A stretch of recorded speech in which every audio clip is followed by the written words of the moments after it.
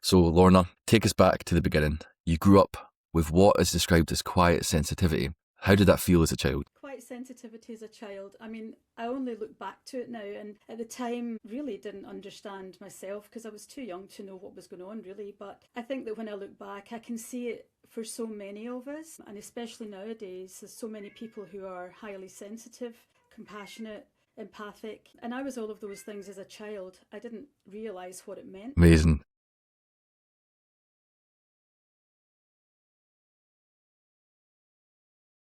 Welcome to the Awakened Energy podcast. I'm Tom So, founder of Awakened Energy Healing and the main guide at Middle Wave Meditation, the app and the system of transformation.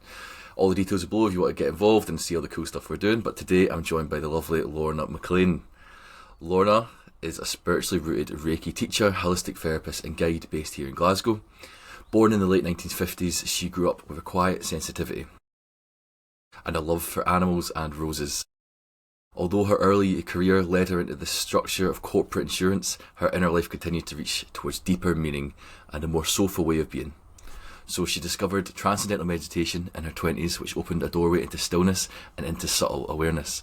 So this helped guide her onto a lifelong path of spirituality and inquiry and energy-based healing. Over the decades, Lorna has immersed herself in a rich tapestry of holistic traditions, weaving their teachings into her daily rhythms and her understanding of what it means to live with presence and compassion. Motherhood further deepened her calling, offering her profound lessons in love, loss, and the continuity of the soul.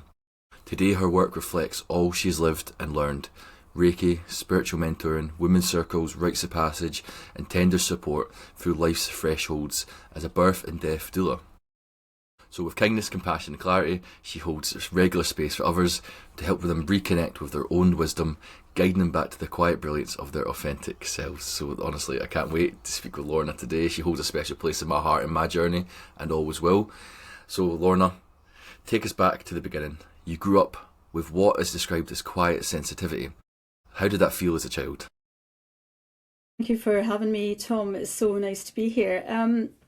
Quite sensitivity as a child. I mean, I only look back to it now, and at the time, really didn't understand myself because I was too young to know what was going on, really. But I think that when I look back, I can see it for so many of us, and especially nowadays, there's so many people who are highly sensitive, compassionate, empathic, and I was all of those things as a child. I didn't realise what it meant, but people didn't really understand it. So my dad was particularly sensitive, my mum was quite sensitive, but I think they didn't really realise what was going on. And I think school for me was really hard, and just learning and being in certain kinds of spaces. You know, I like to be outdoors, I like to be with nature.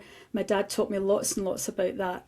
But always feeling things, you know, feeling the sensitivity, my emotions would come up. I would cry for so much. I mean, everything. I would cry at the drop of a hat, basically. And nobody really understood why that was.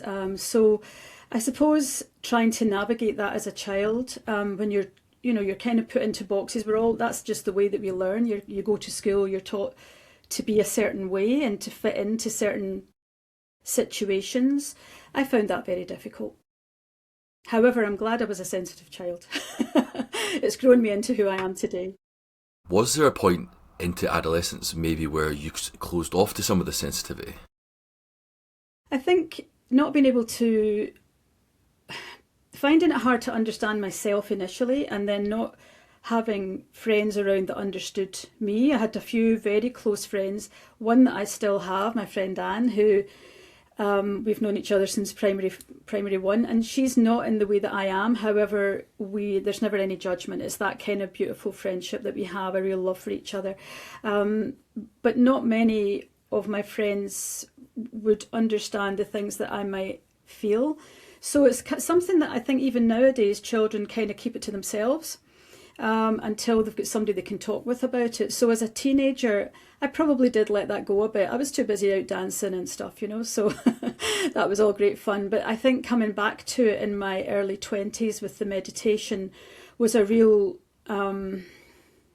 reminder of myself, and also taught me how to go inward, and be in that really beautiful still space that I know that you're aware of, Tom, because I know that you do your meditation and you teach.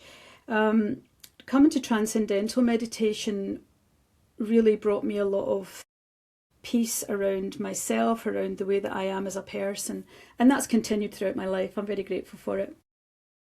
Amazing. So you ended up in the world of corporate insurance, which is very far away from where you are at the moment, in which a lot of Yeah. people tend to go from the corporate world into holistics and they find that they just can't do it anymore. So it feels like quite a contrast now. What was that chapter of your life like, and how did it feel for you? Did you feel like out of place? Did you feel not aligned? I think initially, when I was 16 leaving school, I didn't stay on at school. I couldn't get out quick enough. So I left school at 16 with very little to speak about, qualification wise. A couple of O levels, that was it.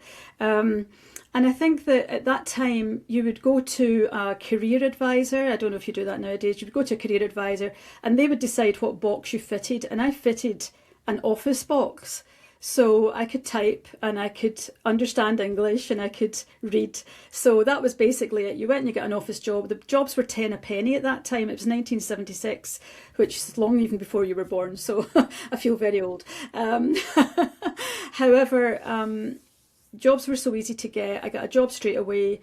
Within about another 9 months, I changed my job, and that's how I ended up in insurance. It seemed like a better option with better pay.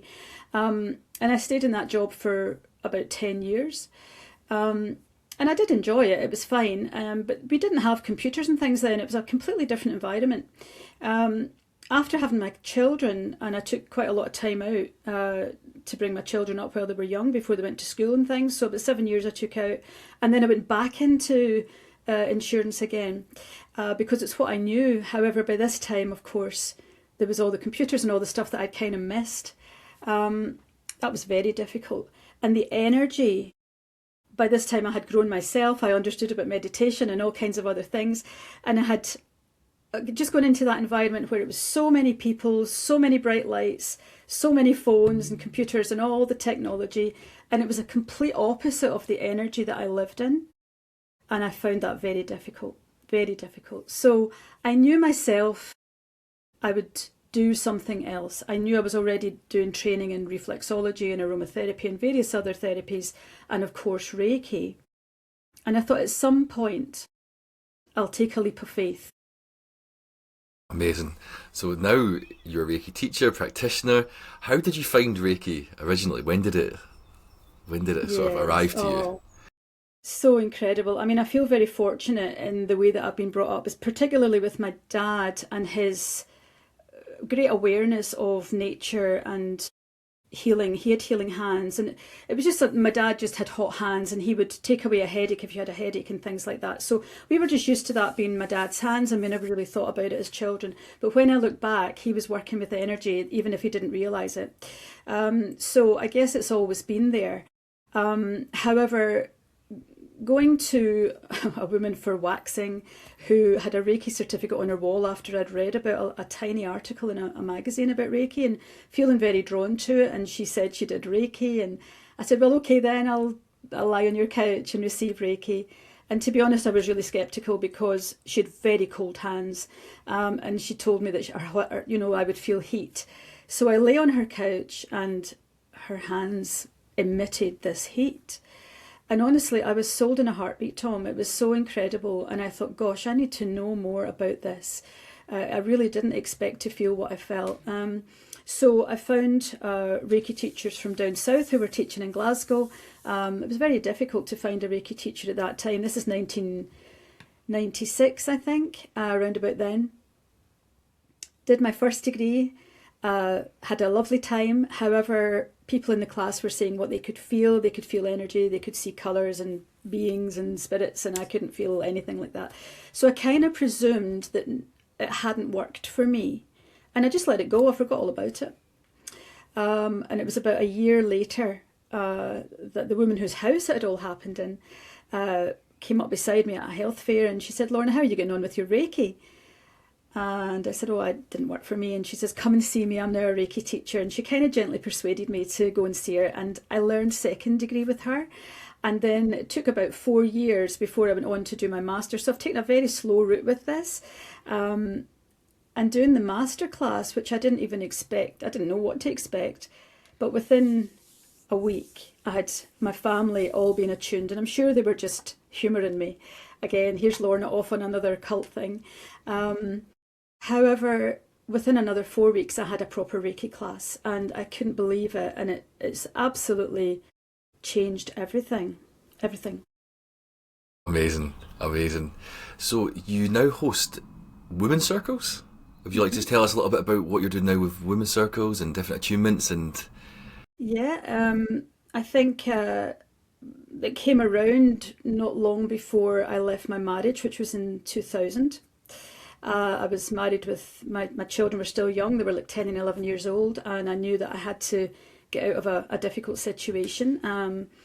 And from that, and really that's when I was really doing Reiki on myself a lot. It's before I became a Reiki teacher, but I already had the Reiki in my life.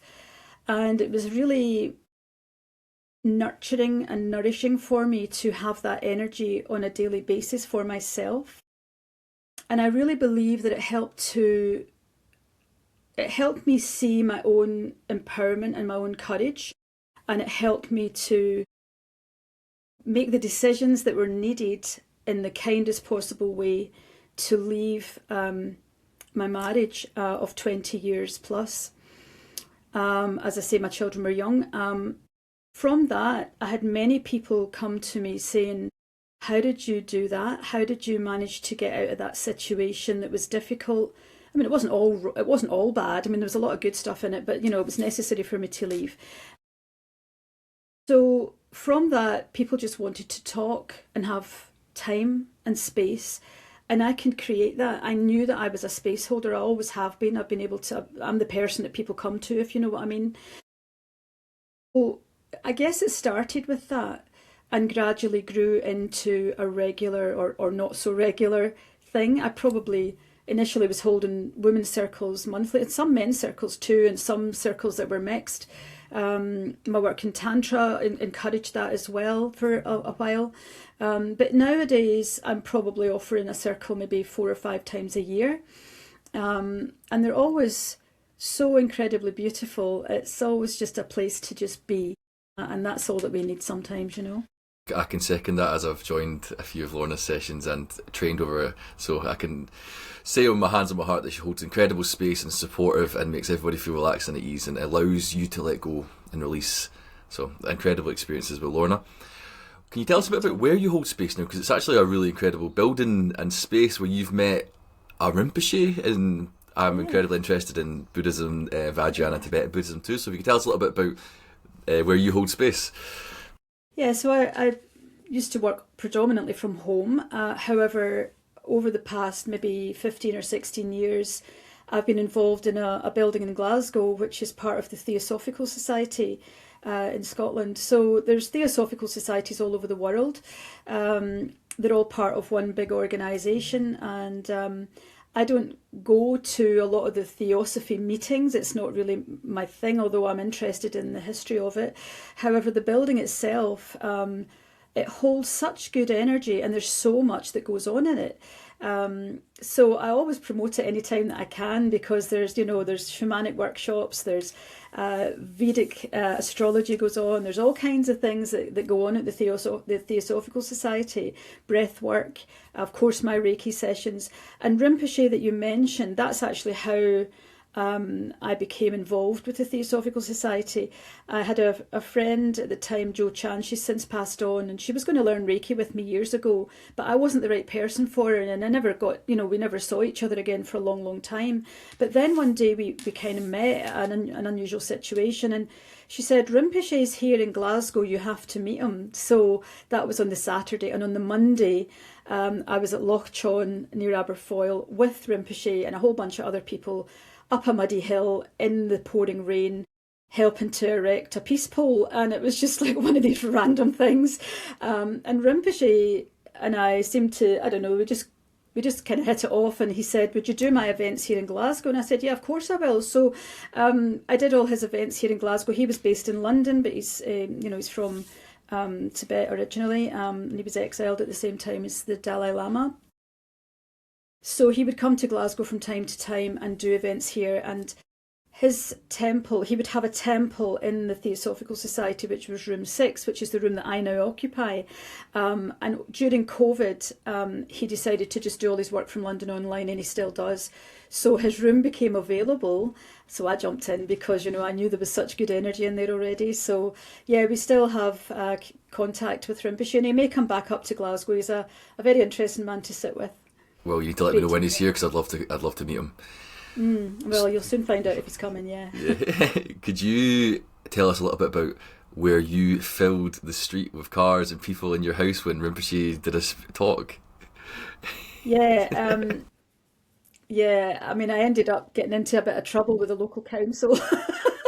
One of my neighbours wasn't terribly happy about the amount of cars parked in the street when I was teaching Reiki, and there was one particular day where Rinpoche was actually coming to my house, and he was going to be there to talk to various people, and there ended up like 30 odd people in my wee living room listening to Rinpoche talk, and he was there till about midnight, and the street was lined with cars. And yeah, so the police were involved, the local priest was involved, the neighbours were involved, there was all sorts of stuff that went on, the local MSP, and ended up getting an order slapped on my house for, you can only have 6 people in your house at a time. So it was all a bit tragic, but it was fun at the same time. And I do still do some work from home. Amazing.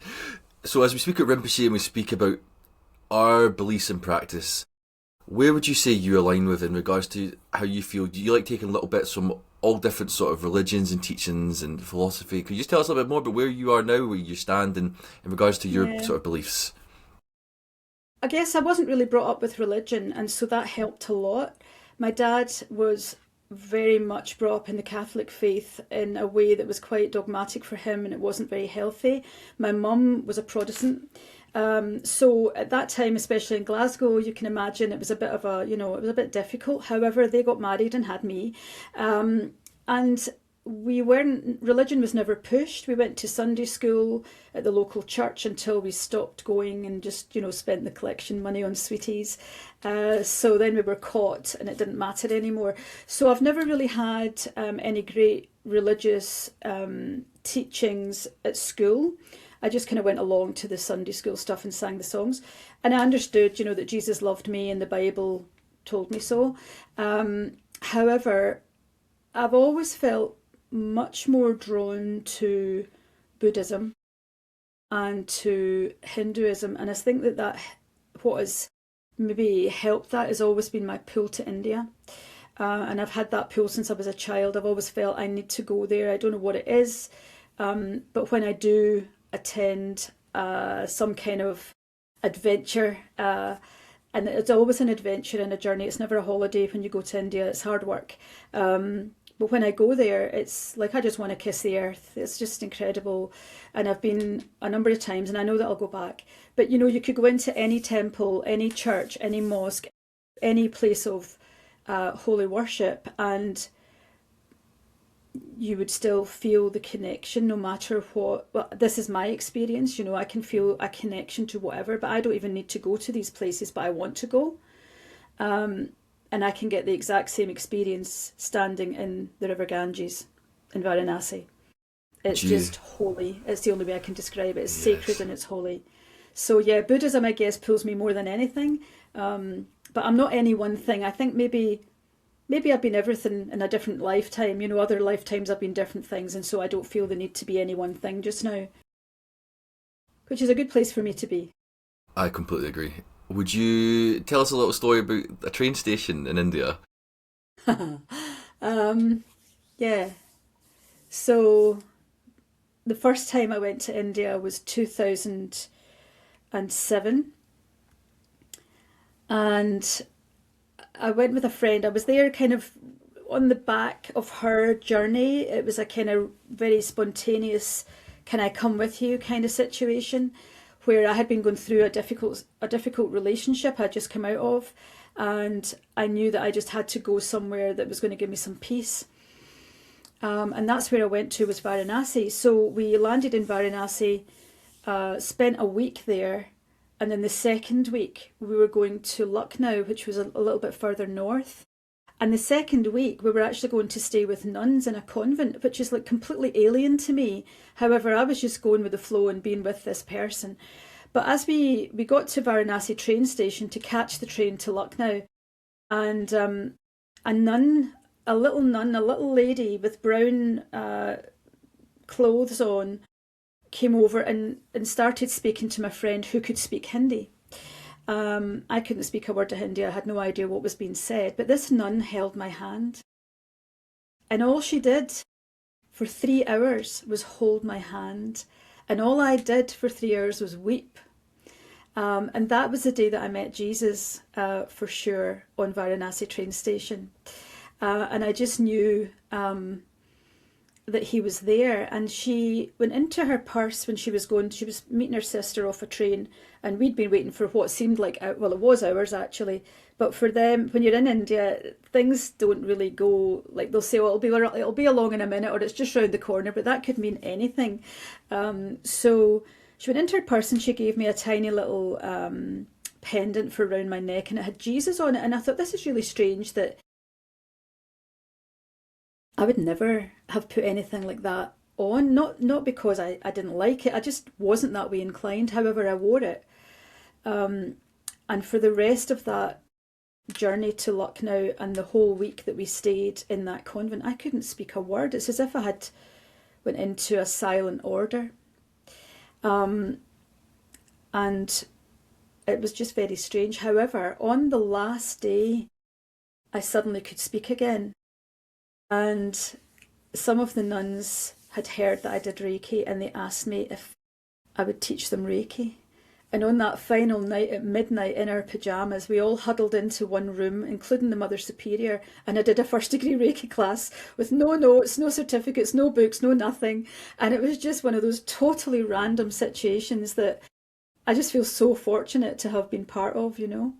But yeah, Incredible. that was my encounter with Jesus first off, and that again was a pivotal moment for me, because I hadn't realised how many things I'd read over the years about Jesus and about Mary Magdalene, and this has become more and more, more recently, certainly over the past few years, the Christ consciousness awakening that's happening right now for many people. It's been very strong for me. Can you tell us a bit more about Mary Magdalene and where that led you to France? It did indeed. Yes. Quite randomly again. Often my journeys are spontaneous. I wake up and it's like I need to go to, and that's what happened with France last year. It was, I think, the May or the April, and I woke up and I said to Richard, my partner, I need to go to France. And he said, I just said to a girl that was staying with us at the time, I just said to Paige, I need to go to Lourdes. So the two of us woke up that morning with France in our minds. So we said, well, look, let's create a journey. So 3 weeks later, we were in France. We went to Lourdes. We drove. I drove, which was ludicrous when I think about it. Wrong side of the road, banging off all the pavements. Anyway, we got there safely. Richard had his experience at Lourdes, which I'd already been to Lourdes and had an experience. I know people go to Lourdes for, sometimes they go hopefully for a miracle. I wasn't going for a miracle. When I went back in 2011, I was just going for an experience to see what it was like. But I got an experience that I didn't expect, because we were blessed in the water and we came out dry, Tom. It was really interesting. And we cried about it, my friend Kirsty and I. It was like, wow, what was that? So Richard had his experience at Lourdes. We then drove to the south of France, further south, to a place called Les Contes, and it was actually on the summer solstice, and she was doing a course called The Rite of the Five Seals, and we were there, so we just did it as well. And this is like it's like a very sacred holy baptism. It's ancient. It's the way that maybe Jesus would have been baptized. It's the way that perhaps Mary Magdalene would have shared that kind of work when she was supposedly in France. There's so many stories around Jesus and Mary Magdalene that is different from what we've been taught. And some people will believe in that and some people won't. So I'm not going to, get into the argument there. However, I believe that Mary Magdalene lived in France and that Jesus lived in India for a long time. But when Mary Magdalene was in France, there was many places that she visited, and there was many, many stories around that. And part of the teachings that we had that weekend was this Rite of the Five Seals, where I was actually the first person to receive it. We went into this pool of water naked and were baptized, and it was beautiful. And there was water involved, there was very sacred oils involved, and it's something that we can then pass on. So I've already started passing this on, and it's not me that's baptizing anybody, we're all baptizing each other. So it's a beautiful thing. So I'll be offering that again quite soon. Amazing. I hope it's not naked in the Clyde. No, it's not naked in the Clyde, it's okay. You can keep your clothes on, it's all right. That's just the way we did it. It sounds like an absolutely incredible experience. It So was actually, yeah, you touch upon Christ consciousness, and would you say this is relatable to Buddha nature? yeah, very much. Yeah. I really do. And I think that more and more, I feel that more and more people are awakening to an awareness of Buddha consciousness or Christ consciousness. My own feeling is that Jesus was probably taught by Buddhists in India when he was young. And that was the compassionate energy. A lot of that was the compassionate teachings that he was bringing forward before the crucifixion. And I know that this won't go down well with some people. However, you just need to do some research, and it's not hard to find information around the fact that, well, they say that Jesus didn't die on the crucifixion. He went into a state of what looked like death, and that might have been because he was given some medication of something, maybe some plant medicine or something like that. But it appeared that he was dead. And then, of course, they talk about the resurrection, where actually it was as if he was revived. So then he was scurried off, somewhere safe, and carried on his life for a long time. So I believe that at this time, when people talk about the second coming, I don't think that Jesus is going to suddenly appear in front of us, or a man is going to suddenly say that he is Jesus. However, I think it's our own awareness wakening up to our own compassionate nature, our own Buddha nature, our Christ consciousness. And this is something that this particular year, 2026, it feels like a very potent time to just dip your toe into the awareness of this, and maybe just start to do a little bit of research. There's a wee bit of information, a tiny little bit of information on my website around it, and I'm really just learning very much. I'm just very much a beginner in this as well. I think we all are. And however, I feel it. I really feel it. I feel it's my truth, and that it's very beautiful actually. Yes, the consciousness is awakening to itself, and it's absolutely incredible and beautiful. But I think that when a wound can heal, it can kind of get a bit muckier before it heals properly, and I think we're kind of seeing that across the planet at the moment. Do you see an increase in people who are interested in spirituality and the spiritual path of late? Very much, and a lot more younger people coming in. I mean, I'm going to be 68 this year, and I think, my goodness, I mean, I'm still teaching this, and it's wonderful that there's so many younger people interested to learn. I know you mentioned Lucy earlier, and she's just become a Reiki teacher, and she's so enthusiastic, and I'm so excited for her. And I know you yourself, Tom, have the ability to do that too. And I don't know if you're teaching yet or not, but I feel that it's something that you young guys really need to. If you feel it, just step up and get on with it, because it's important, it's urgent, it's something that can really help when there's so much fear and chaos going on outside the front door, coming through people's televisions, through their social media, all the stuff that's going on that we see that is happening, and some of it we don't know if it's happening for sure. However, the amount of fear that's out there, we can kind of turn that on its head by practicing Reiki, by sharing Reiki, by being Reiki, just by being that energy, walking into the supermarket and just being Reiki, you'll have people turning around thinking, what is that that's behind me? And it's just this peaceful presence. It's quite Yes, beautiful. very, You no, can that you I can can really relate. change the world, Tom, you know. But yeah, Thank you. lots of younger people, lots of older people too. I've got people coming back into classes interested in the Holy Fire style of Reiki. They've maybe done Reiki years ago, like me, and then feel the draw, the pull to the brothers and sisters of the light, or the Ascended Masters, as they're also known. That of course covers people, you know, beings like Buddha and Jesus and other high beings. Yep. So people speak a lot to me about spirit guides, spirit teams, and things like that. Is that something that you've had particularly in your journey? Because I know some people don't ever have that relationship, and some people do. Has that been something that you've experienced? Well, I've had some experience. However, I don't get, you know, full-blown experiences like some people do. I think that we've all got different skills, and I can remember in the past saying, how come I don't see things that they see? So maybe there would be students in my class that are saying, oh, I can see this or that, or they can see colours, or they can feel, or they've got a spirit guide called whatever, and they're having a conversation. I don't get that. I don't get that. And I think that that's, in some ways, that's good because it lets people see that this is happening whether you get it or not. And your perception or your feelings or your, you know, whatever your senses are, your clairsentience or your clairvoyance or your clairaudience or whatever your set of skills are, we all have all of these, but we just maybe sometimes don't know how to open the box, and some of us have got them heightened.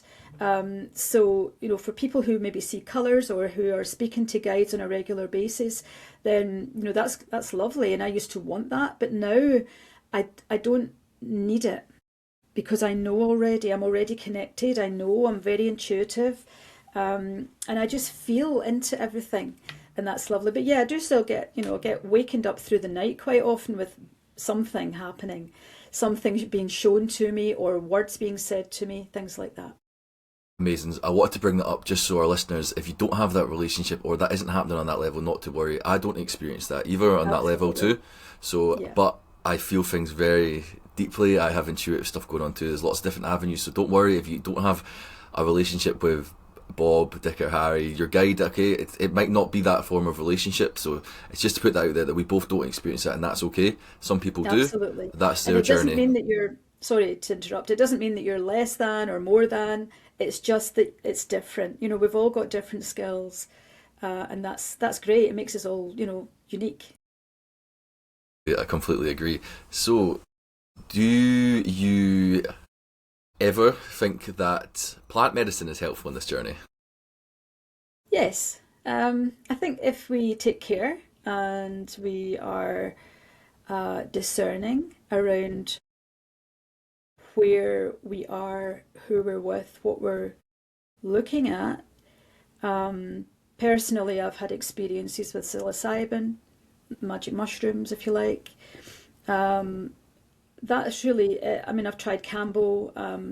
It doesn't really do anything for me. I've been offered ayahuasca here in Scotland, also in Peru when I was there. It's not something I feel drawn to, but it's not. It's also not something that I feel is bad for us. I think that these things are plant medicines, and in the right circumstances, in the right setting, and with the right people, they can be a useful experience if that's what you feel drawn to. But I really would suggest that you do some research and make sure that you are taken care of and you're in the right space, because it's not a random thing to do on your own. I completely agree, and I can second that. Setting is incredibly important if you ever want to Absolutely. partake in plant medicine, and if you ever want to go on a psilocybin retreat or a ayahuasca retreat, make sure you're looking up where it is and looking at reviews and make sure that you're safe. These plant medicines are incredible for opening us up and showing us what is capable and showing us expanded states of consciousness, but you need to do the work afterwards. You need to meditate and integrate after we have these experiences. A one-off ceremony or a one-off trip is not going to suddenly make you enlightened like the Buddha under the Bodhi tree. We need Yeah. to work, we need to do the practice and build that Yeah. consistent state as our base, build that ground as we keep going. So if people are interested in plant medicine, things like that, it was a big part of my journey at the start, but that led me to meditation and what I do now. So, a great opening, and we can have incredible experiences. I'm sure you've had incredibly fireworks and all the shebangs that come with it. I think that, it's something that I felt drawn to later in life. I think that had I been born, I was born in 1958. Had I been born maybe even 6 years before that, I might have got involved in the hippie scene in the 60s, and I would have loved that. However, I was just too young.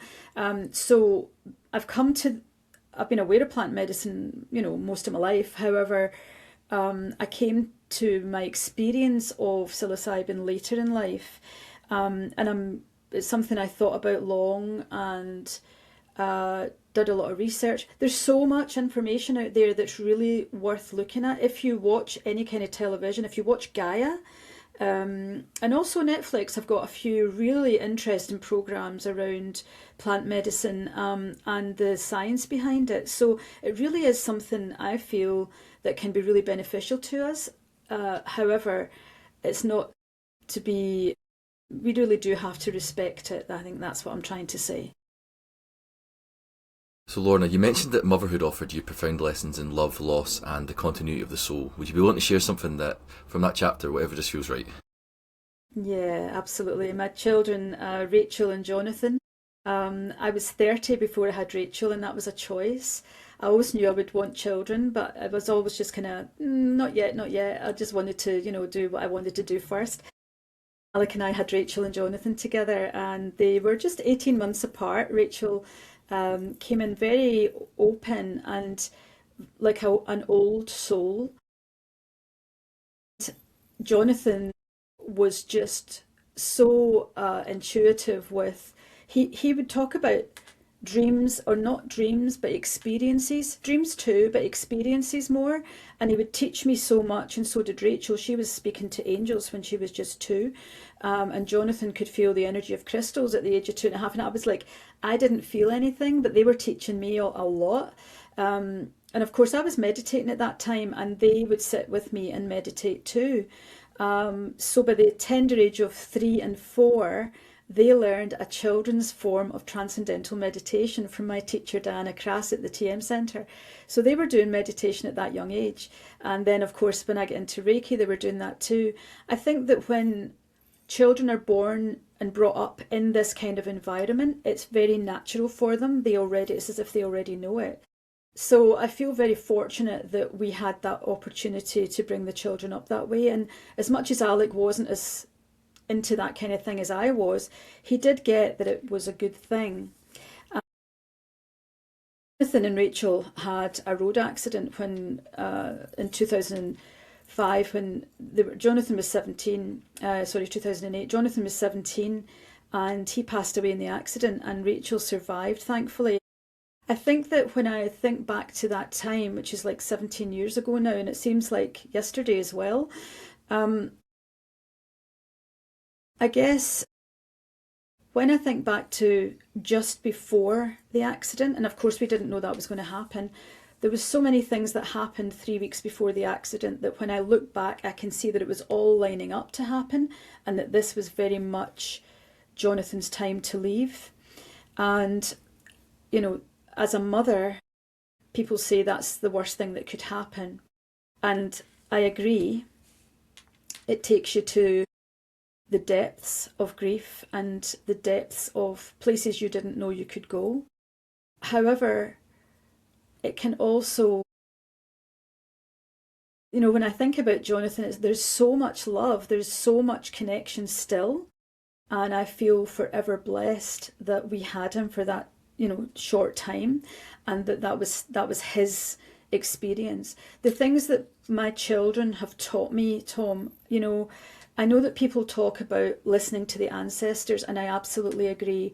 What is your ancestry? What has come before you? What are you carrying from your ancestors? However, we must listen to the descendants. We have to listen to our children. It's so important. They have so much to teach us, and they are the future. Of course, everybody says that. However, if we don't give them the freedom to be more open than we were, I'm talking about my generation, I know that your generation, Tom, is much more open. And if I don't know if you're a dad or not, I don't think you are, but if you were going to be a dad, then you would be bringing your children up in the way that, well, I've brought my children up very differently from the way that I was brought up. And I was brought up well. However, I know that I've made a lot of big changes, and I think that it's because I've been very much guided to do that, but also my children have taught me so much. Thank you for sharing that. I really appreciate your honesty and your openness.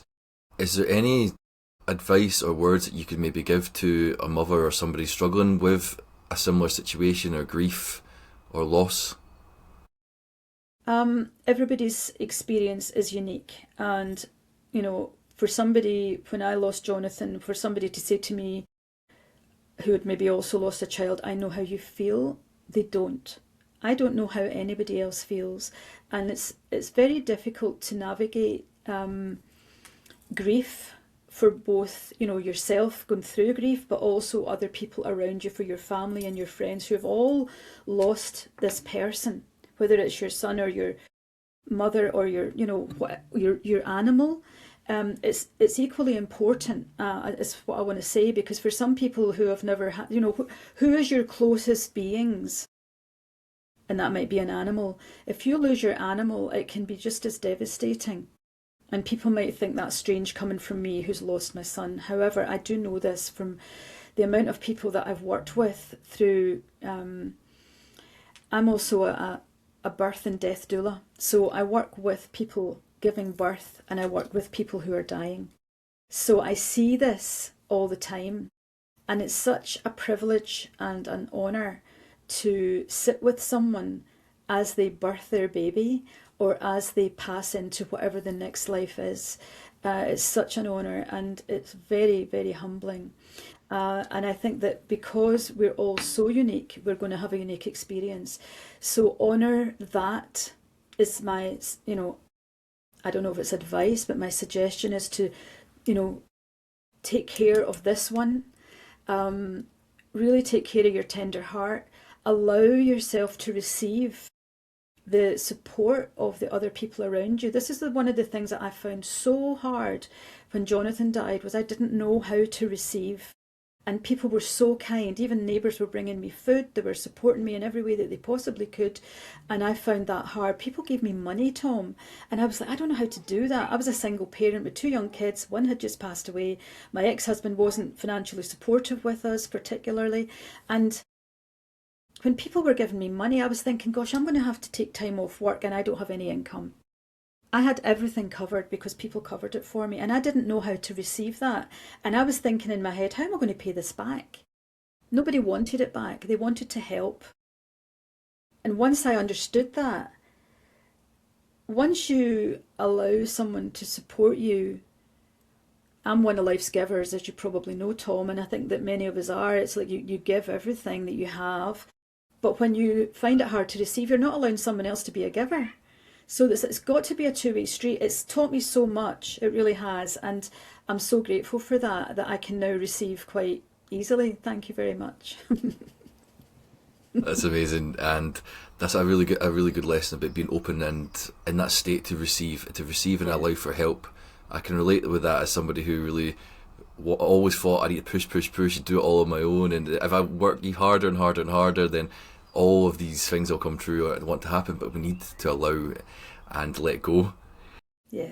Don't we? Just allow yourself to be and to be held in that space. Because I'm a person who holds space for many people, sometimes it's hard for me to find the right space to be held in, because I know how I would like that to feel.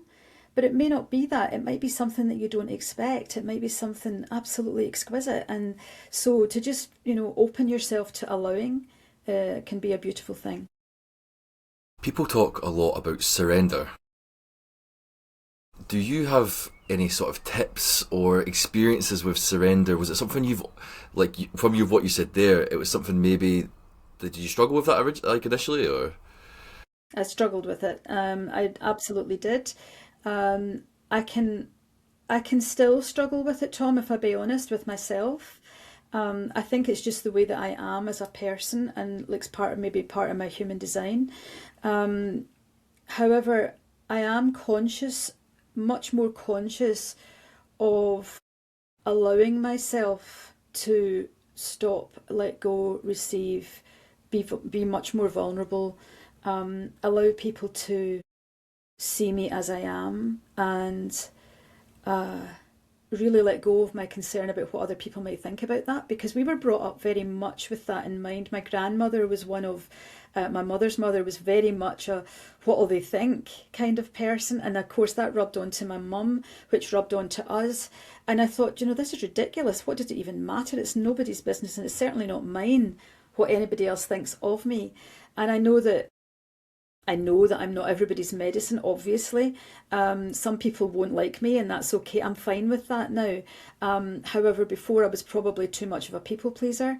And I think that many of us are, who are empathic by nature. We want to make sure that everybody's okay, and that's just an inbuilt kind of button that gets pressed. However, as I've got older and more compassionate with myself, Tom, I think I've been able to let that go quite a lot.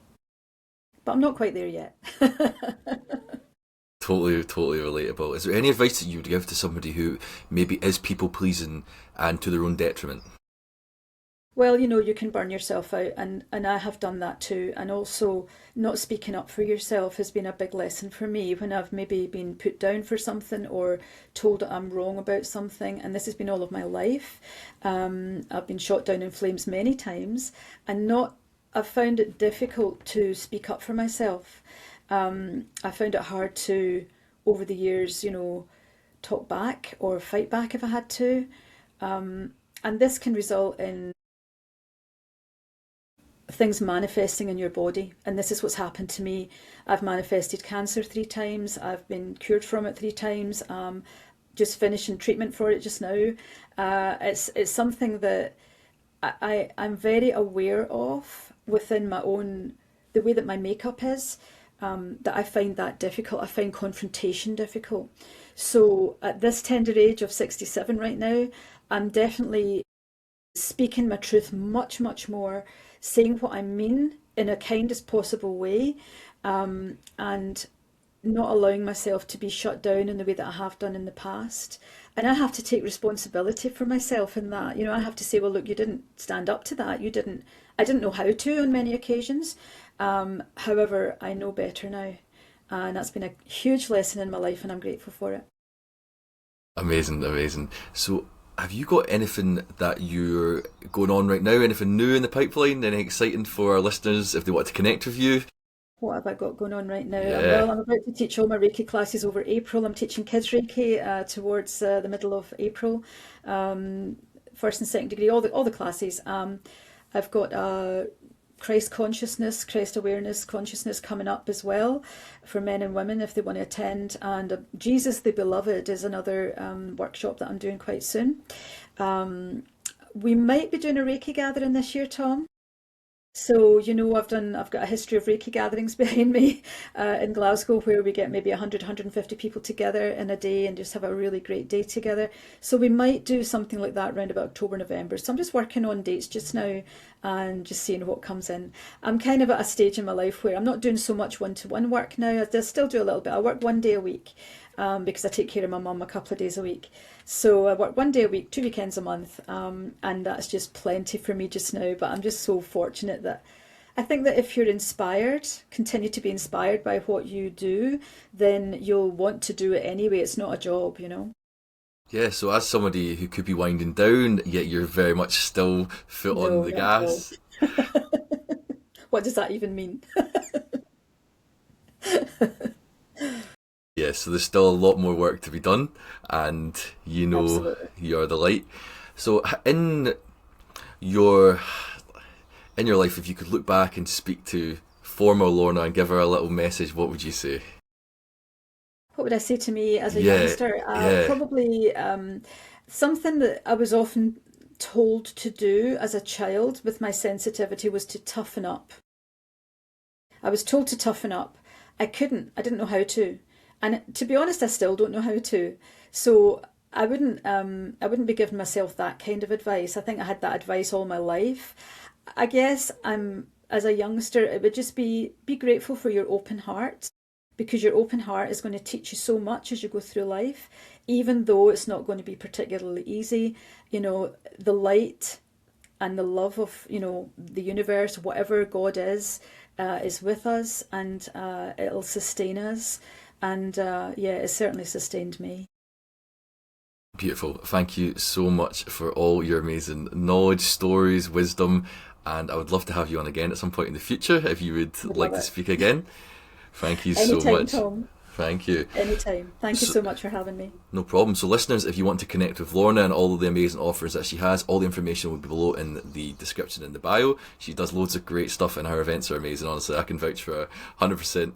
And if you're interested in any stuff that I do, the Middle Wave Meditation app and all that, all the information will be below. So stay tuned for the next episode and I hope you enjoy. So thank you again, Lorna, and hopefully I'll see you again soon.